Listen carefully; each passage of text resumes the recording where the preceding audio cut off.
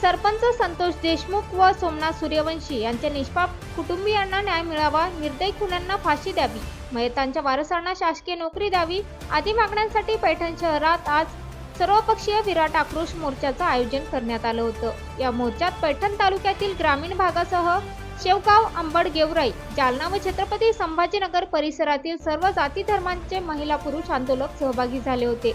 शहरातील कैलासवासी दिगंबरराव कावसणकर मैदानावरून सकाळी 12 वाजता मोर्चाला सुरुवात झाली। मुख्य बाजारपेठेतून खंडोबा चौक, भारतरत्न डॉक्टर बाबासाहेब आंबेडकर पुतळा, बस स्थानक चौक, महाराणा प्रताप चौक या मार्गाने हा मोर्चा काढण्यात आला। महाआक्रोश मोर्चासाठी सर्व समाज बांधवांनी जास्तीत जास्त संख्येने उपस्थित राहावे अशी तुम्ही व सर्व समाज बांधवांच्या वतीने नम्र विनंती। ठिकाणला सदा सुद्धा मसाजोगीतील सरपंच स्वर्गीय माननीय संतोषजी देशमुख तसेच परभणी येथील माननीय सोमनाथ सूर्यवंशी यांच्या झालेल्या भ्याड हत्येच्या निषेधार्थ भव्य असा महाआक्रोश मोर्चा आपल्या पैठण शहरामधून निघालेला आहे।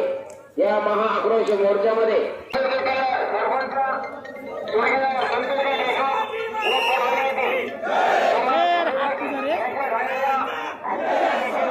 कुठं पाहिलं सर तुम्हाला?